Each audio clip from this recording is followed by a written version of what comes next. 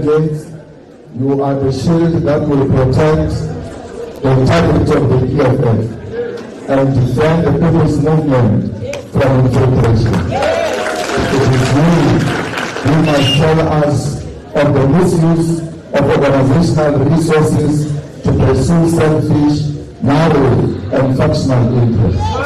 It is you who must guard against the quarantine of delegates in places which are not approved by the EFF and the use of transport that does not belong to the EFF to transport you as delegates.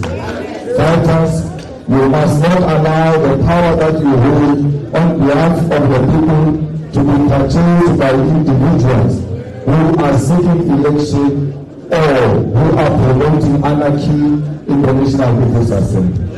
When the delegates, to allow yourself to be brought to undermine the integrity of the third NPA of the EFF will constitute a form of infiltration, and you will be remembered in the same line as those who have led the EFF, who tried and failed to infiltrate it and destroy this people's movement.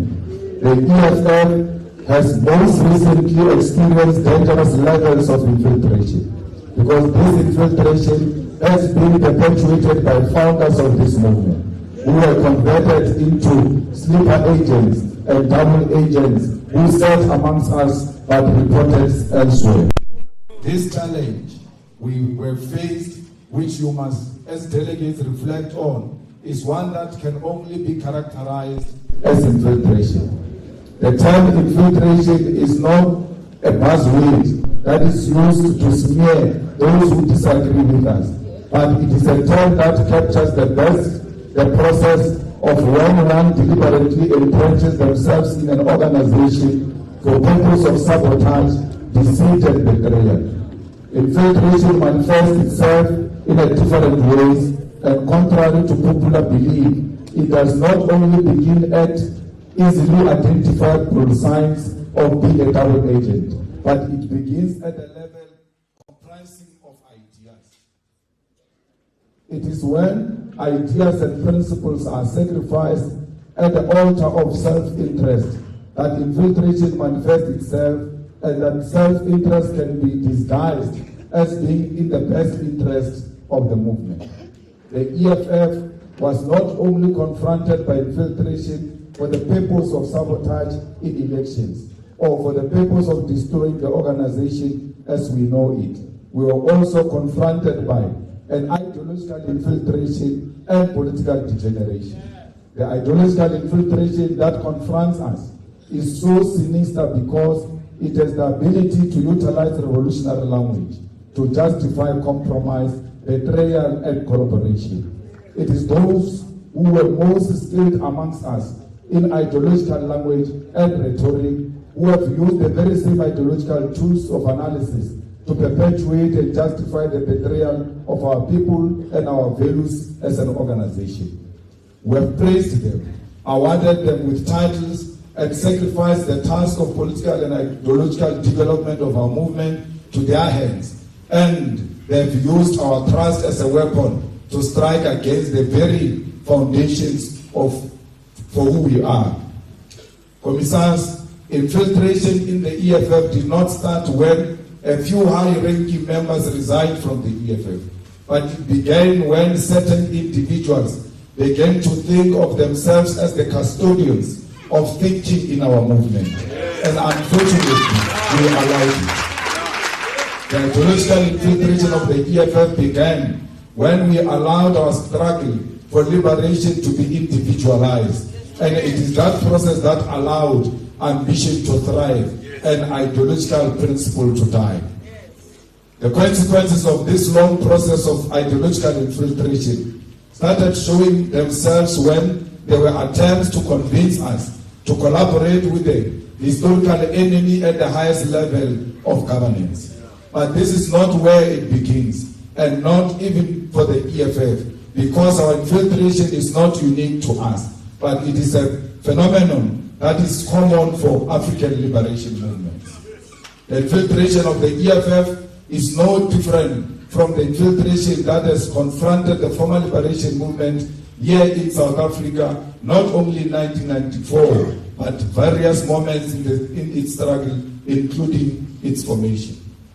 As a movement for economic freedom, we are victims of a historical infiltration of our values and ideals as freedom fighters. And it is an infiltration we have inherited in the same way that we have inherited the liberation struggle itself. Commissars, in order to explain the culture of infiltration that we have inherited, I will argue to explore what I will call the three historical parallels of compromise that define and characterize the infiltration of the EFF. The similarities in history with what we have experienced recently can be drawn between the character and form of struggle by the ANC in its formative stage, the political degeneration of the liberation movement during the armed struggle, and the Burkina Faso moment which led to the untimely death of Thomas Sankara. The parallels will show all of you as delegates that the signs of infiltration and compromise were there, but we refuse to accept them for what they are because of dishonesty with ourselves and our sacrificing of the organization to the culture of individualism. Since its formation, when it was still named the South African Native National Congress, the ANC had in its blood the seeds of compromise. At the center of its aims and objective upon its formation was the return of the land for the privileged few, and they sought to attain this land through submission to our colonizers in Britain and inclusion in the colonial empire.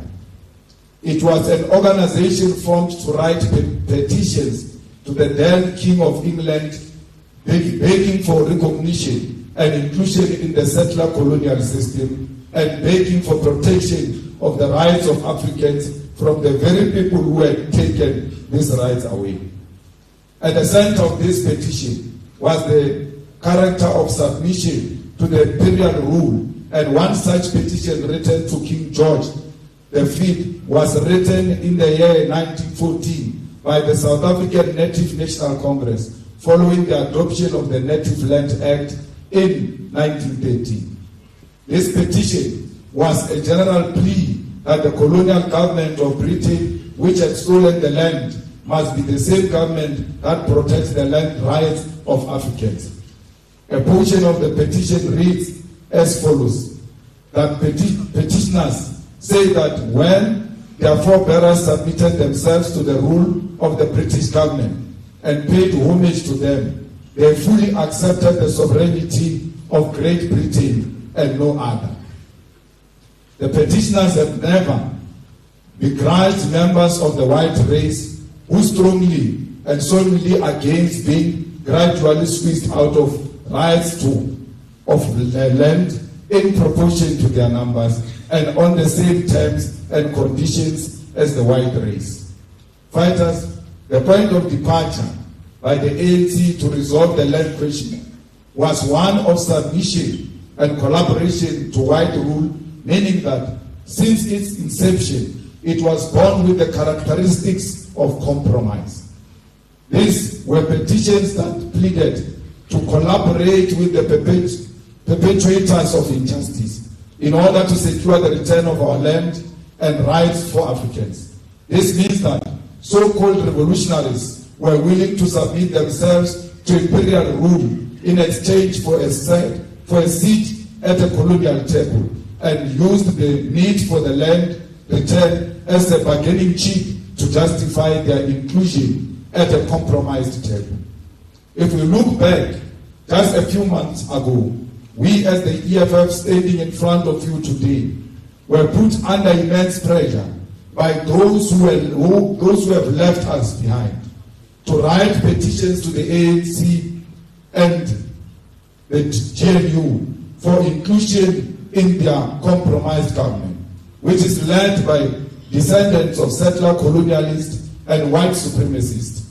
We were persuaded to do so because there was a strong desire for positions at the expense of our principles of anti-racism and the return of the land. Fighters, the pressure we suffered to compel us to compromise, and which is apparently the cause for the people to abandon the EFF, constitutes an infiltration and weakening of the core values and principles of the EFF. Let us fast forward to the eve of the 1969 Morogoro Conference, which occurred during a period where the ANC had objectively been redirected onto the correct revolutionary path by the Youth League of 1944, and the armed struggle had been assumed. This liberation movement, once again, was confronted by a form of infiltration to which Chris Hani objected to his historic letter titled the Hani Memorandum.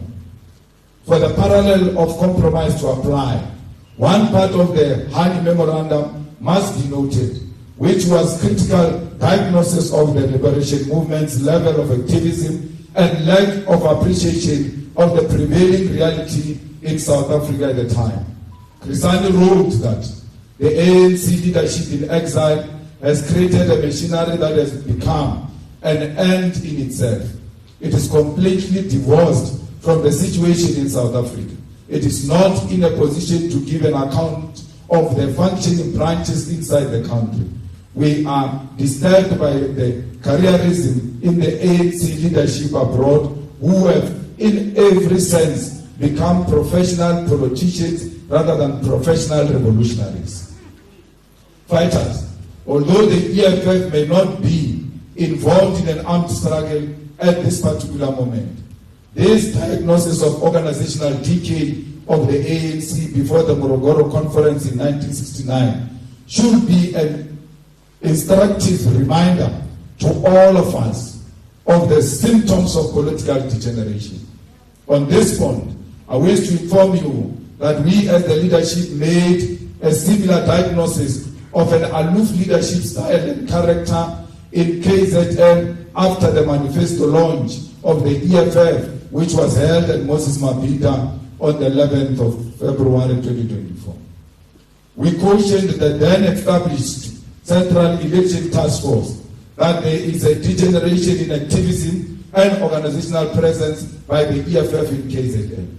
Despite the fact that all reports in terms of election machinery told us a perfect story, the deployees to KwaZulu-Natal during this period was completely divorced from the situation in KwaZulu-Natal. And this was possibly due to factors such as preoccupation with personal career objectives, and that instead of being a revolutionary that was in touch with reality, there was a creation of a machinery for the purpose of compliance. The same way Chris Hani warned the ANC of a decline of a revolutionary leadership at the height of the armed struggle, we warned the EFF of the decline of a revolutionary and activism leadership in KwaZulu-Natal months before the elections. As an intervention, we even went as far as carefully framing the removal of the head of this organizational decay from KwaZulu-Natal and saying that he will be supported by Secretary General while redeploying him to the Eastern Cape, where organizational work had already been consolidated. These are the length we went to protect the dignity of someone who goes around today claiming that he was ill-treated in the EFF. This is what we did for someone who today calls us gangsters. The orchestrated organizational decay in KZN before election constitutes a clear example of infiltration. We are even being kind by saying that the person who was deployed to KZN for election was divorced from reality in KZN. It may even be true and more worrying that he was aware of the damage to come in KZN and kept quiet because he had already chosen to betray this movement. The final and unfulfilled parallel I want to direct you to fighters is the one of Burkina Faso. As many of you ought to know, Burkina Faso was once led by Thomas Sankara, who assumed presidency of the nation in 1983 and radically changed the relations with the neo-colonial forces. It was Thomas Sankara who led progressive reforms such as the refusal to pay colonial debts and to take loans from institutions such as International Monetary Fund, massive agricultural production under the principle of self-sufficient Burkina Faso, as well as progress in improving healthcare, literacy, and women's rights. As he pursued these initiatives, Sankara had by his side one Blaise Compaoré. Little did Sankara know that he was flanked by an agent of a very imperialist he sought to undermine, and it was his confidante who will lead this overwhelmingly and ultimately assassinate him. Fighters, we are not self-centered enough to compare ourselves to such great revolutionaries, as we have long path to liberating our people, that we must still travel, but to not draw experience from this history will be tantamount to deliberate ignorance. It is a fact we must consider that we as leaders who seek to achieve a better society for all had entrusted our lives to someone who will, if wished, orchestrated our death. The levels of access to our lives, our families, and to what we consume posed a risk to our very lives. But the greatest fear should not be our own death, but what would have happened to this revolutionary movement if the path to kill us was chosen rather than the path to abandon us. Perhaps we must be thankful that the path to desert us was chosen instead. Perhaps we must be thankful that we did not die. But we must register today and for future generations to remember that the dissenting of the EFF at this critical moment in our liberation struggle constitutes an assassination attempt. It is therefore important, fighters, to not individualize even this moment of infiltration and betrayal of the EFF, but to place it within the above historical context. There is nothing unique about this particular betrayal. There is nothing special about the individuals who have perpetuated it. They belong to a long and historical tradition of infiltration and compromising the liberation struggle. It is when we remove this moment from an individual and recognize it as part of the historical struggles of liberation movement that we will be able to reinvent and reimagine ourselves and move forward with a stronger determination in this struggle for the attainment of economic freedom in our lifetime. The people who have led this organization have not only led this infiltration and betrayal, but they even had the audacity to prescribe to us how we must perceive and respond to their infiltration. This is why, fighters, I've said that we have been betrayed by people who have the skill of using revolutionary language for the purpose of manipulation and compromise. It is for this reason I want to commend all of you who did not hesitate and fall into this manipulative trap that sought to tell you that you must characterize betrayal as a revolutionary act. To not renew your membership in the EFF is a betrayal. To defect from the organization you founded in favor of an organization that has just recently surpassed your own organization in election is opportunism. Fighters, to lobby aggressively for a leftist, anti-capitalist, anti-racist, and socialist movement to govern with our oppressor over the lives of the landless African people is infiltration. It is for this reason, delegates, that moving forward, we must avoid individualism and promotion of people because it feeds into egos and leaves the organization vulnerable to infiltration. But against infiltration, individualism, and maintain revolutionary discipline. Your primary responsibility is that you must maintain the discipline of the movement. Delegates, We take this opportunity to remind you that the following will constitute wrongful lobbying practices. And if you are found to have practiced these things, you are likely to lose your status of a delegate going into the NPA. Raising and using funds and other resources to campaign for elections. Distributing money to EFF members and structures as part of campaigning for leadership elections.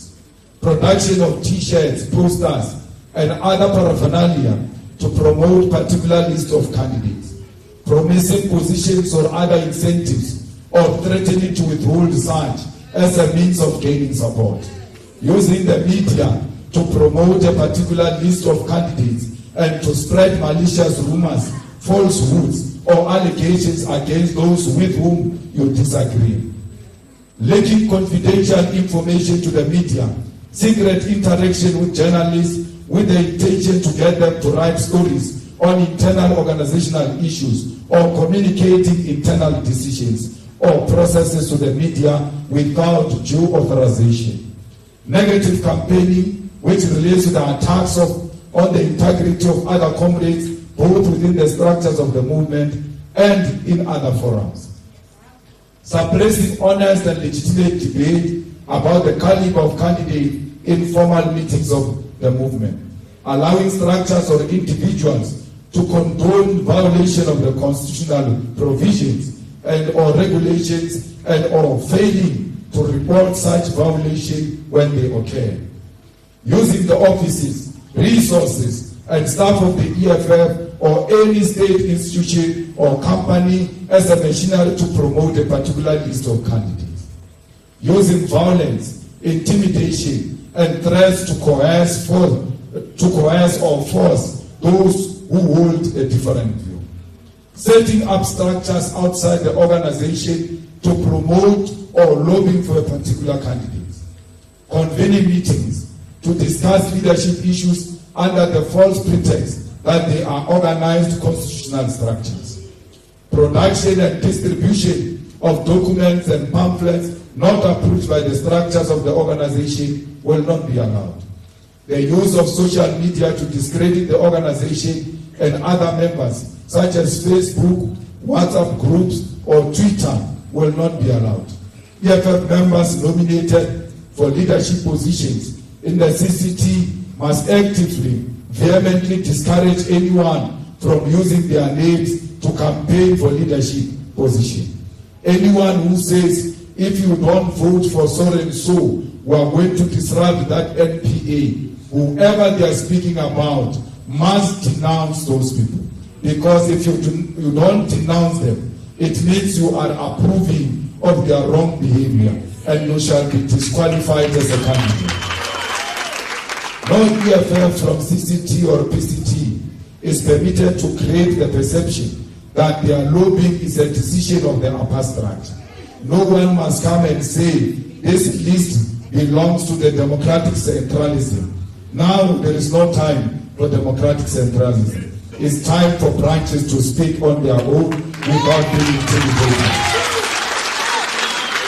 Lobbying shall stop once the process of electing the new CCT has been concluded at the Third National People's Assembly. Once the new CCT is elected, it becomes the duty of all EFF members to unite and rally behind the newly elected leadership, regardless of their preference the delegates had before the elections. We urge you to remain loyal only to the National People's Assembly guidelines, the Constitution of the EFF, the Code of Revolutionary Discipline, and the EFF Founding Manifesto.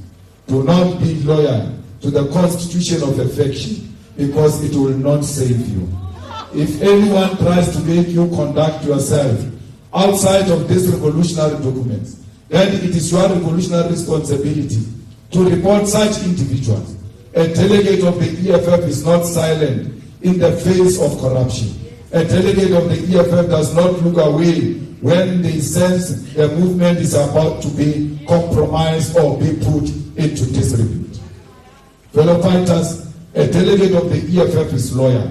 And as our Constitution demands on us in Section 6, subsection 7b, loyalty means that, I quote, At all times, members and leaders will not keep quiet when the organization is unfairly criticized and attacked in private and in public.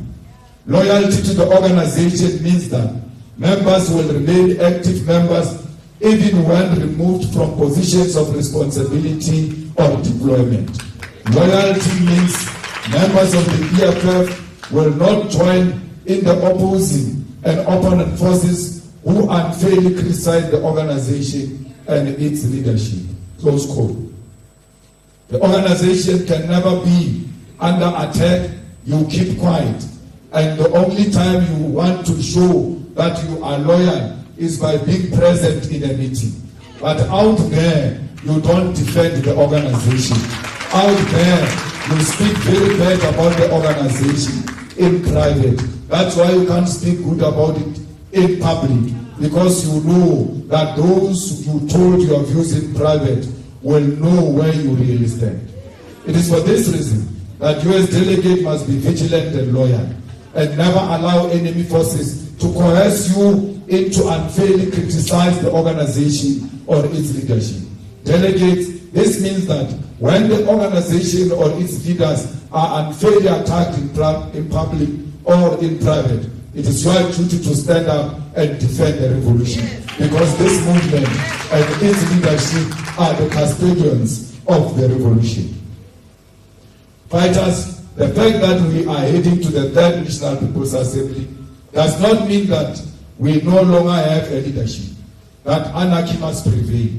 Until the Electoral Committee dissolves the Central Command Team at the National People's Assembly, this organization remains led, and this leadership will guide you throughout this process alongside your provincial leaders.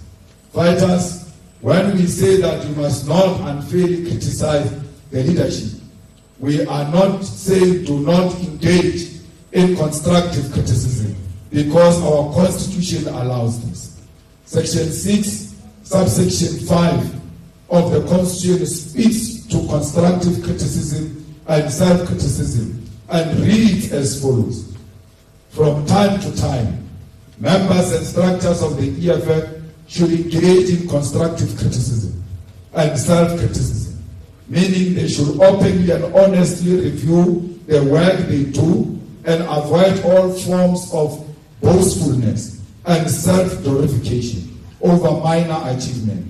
The People's Assembly, CCT, PCT, RCT, BCT, deployed cadres and members should periodically review the work they are doing against their own set target.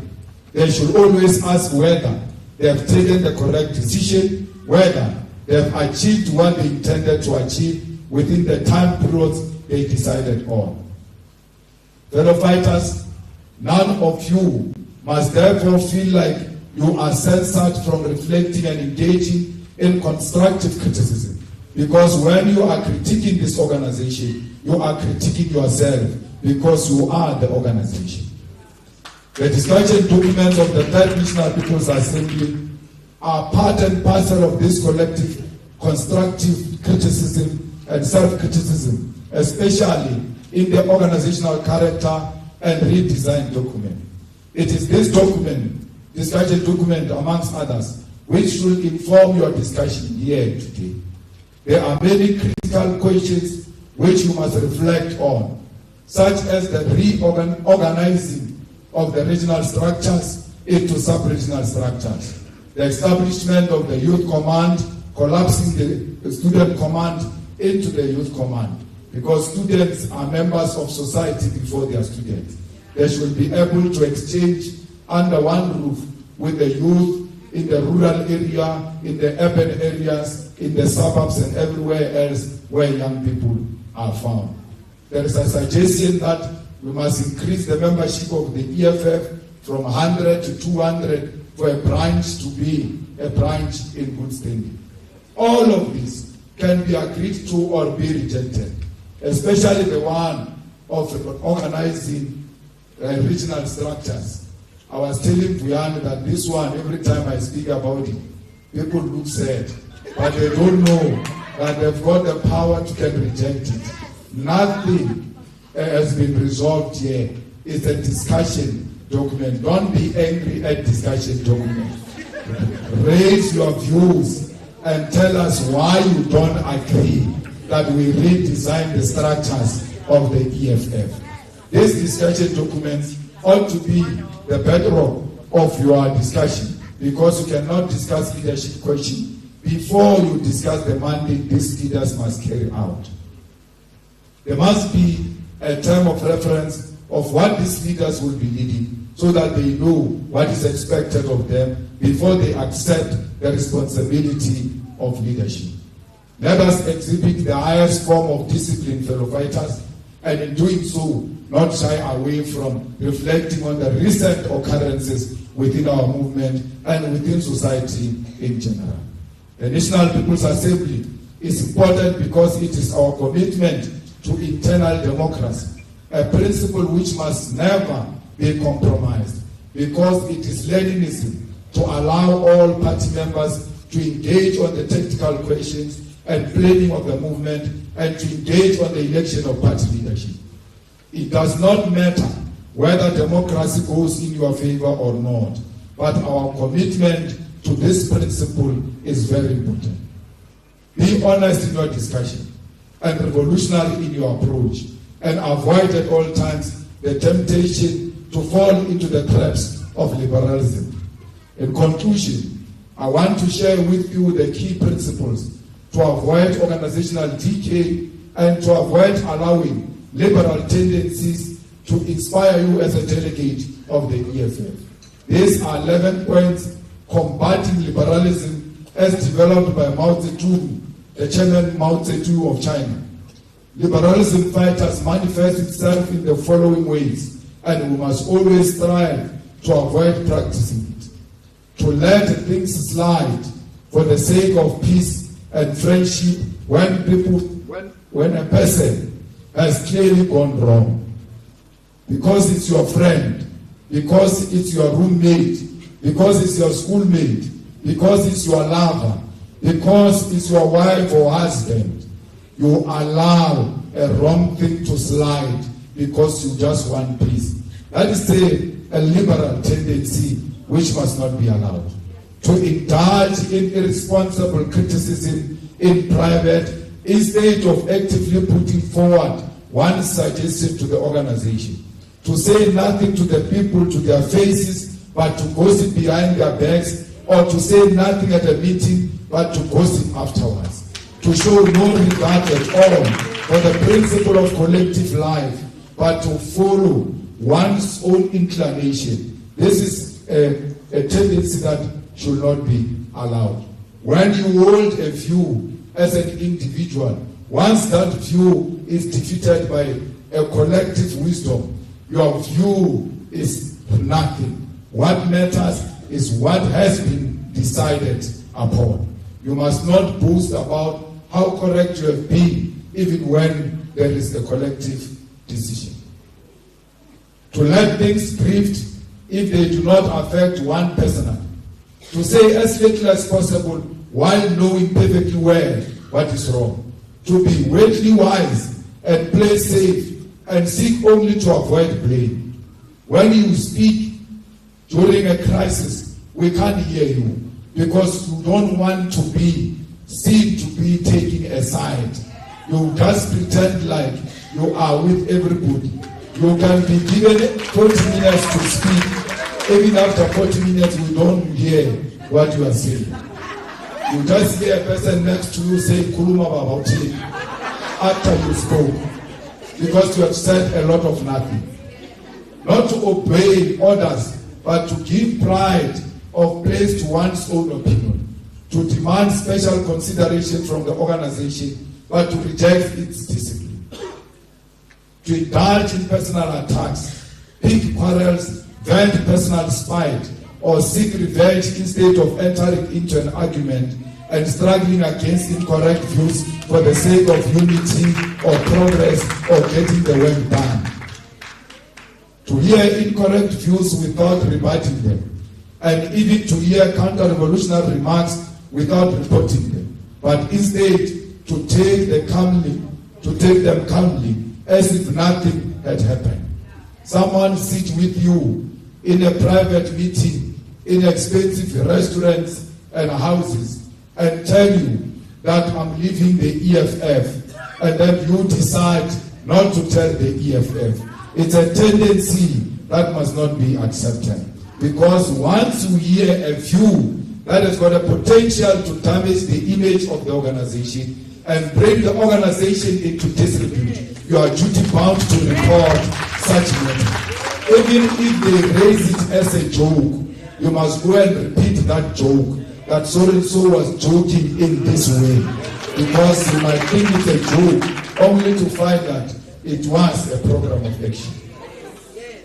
To be amongst the masses and fail to conduct propaganda and agitation, or speak at a meeting, or conduct investigation and inquiries amongst them, and instead to be indifferent to them and show no concern for their well-being, forgetting that one is a communist, and behaving as if one were an ordinary non-communist. You cannot, when you are found in the meetings of communities or with our people, fail to push propaganda of the EFF, fail to agitate those people, and behave as if you are not part of the socialist agenda of the EFF. To see someone harming the interest of the masses and you keep quiet. A person goes around cutting street poles, saying they want copper out of those street poles. Someone goes and decides to engage in illegal dumping. You don't take an individual stand and say what you are doing is harming our community.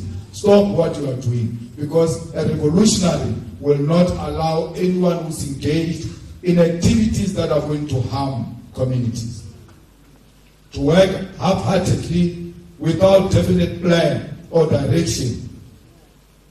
You have to have a plan. You can't just be busy, and when we check, you are busy over nothing.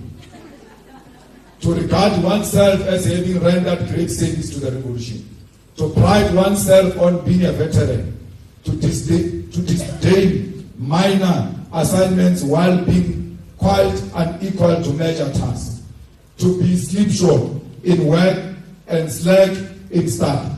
So fighters, you cannot say, I'm a veteran, I've joined the EFF in 2013, I am what. That is a reactionary view. If you are a veteran and you have joined in 2018, if you formed the EFF, history will speak for you.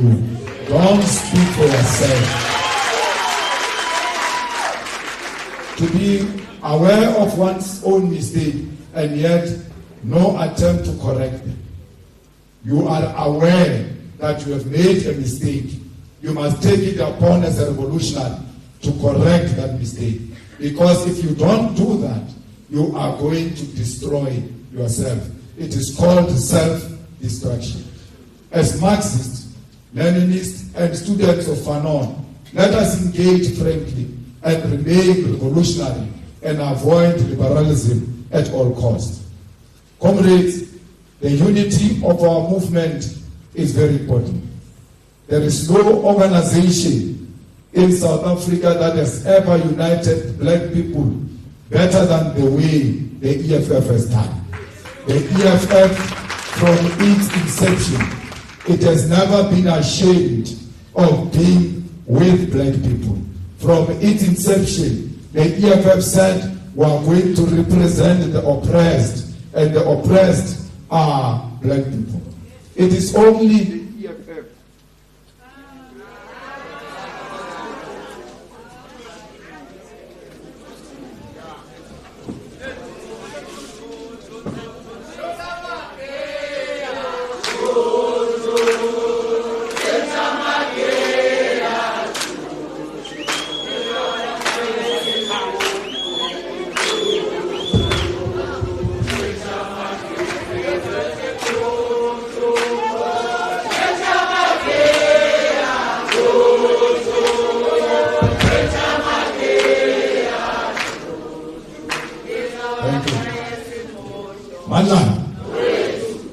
The EFF is the only organization that said we are going to fight for the total liberation of black people in South Africa. And therefore, the time has come for all of us to be brave. That there is no old man who's going to unite black people in South Africa. Only the EFF can unite black people in South Africa. The track record of the EFF gives a clear scientific proof that only the EFF was able to put more than 120,000 people under one roof at the FNB Stadium. No any other organization has done that. Even now, they will never dare to go to the FNB Stadium. Yet they say they can mobilize and organize and unite black people. Fighters, there is no one and no organization, historically and even now, that exists beyond the borders of South Africa. It is only the EFF. So how do you say you can unite people when you are 82 years old, having failed to unite them for the past 82 years, you think you can do it now? The unity we are talking about is not a lip service. It's not something used to mobilize people for the sake of positions. We need this unity of Africans in practical terms. That's why we are the only organization that has got EFF Nigeria, EFF Ghana, EFF Liberia, EFF Namibia, EFF Lesotho, EFF even in diaspora. Only the leadership of the EFF in South Africa gets celebrated by African people all over the continent, all over the world, and even in the diaspora. All the black people, wherever they are found, they know of this animal called the EFF. Why would you want to close the EFF for a spaza shop with expired food? We cannot allow a situation where this movement, with such a huge infrastructure, with an office owned by this organization, with farms belonging to this organization, with members belonging to this organization, with houses built for ordinary people by this organization, with students who were taken to school by this organization. We woke up one morning and said to all those children, the organization you committed that when you grow up, you are going to vote for it is no more. We would have sold the future generation. We are not going to sell the future generation for the dreams of an 82-year-old man who is corrupt to the core, who has found his own thing for his own thing. Comrades, we are going to fight corruption during Zuma, even after Zuma. Zuma is corrupt. We were not misled about the corruption of Zuma. Cyril Ramaphosa is corrupt. We were not misled about the corruption of Cyril Ramaphosa. And we don't just talk about fighting corruption. We will be on the streets on Tuesday going to fight Parapana in the national court because we don't pay a lip service. Where are they? All these people who are saying they can unite Africans. The thing that is eating away the unity of Africans, the development of Africans, the liberation of Africans is corruption. You stop corruption, you open doors for service delivery. That's why we are fighting corruption, because we know the defeat of corruption will mean free education and free health care and quality houses for our people. Amanda!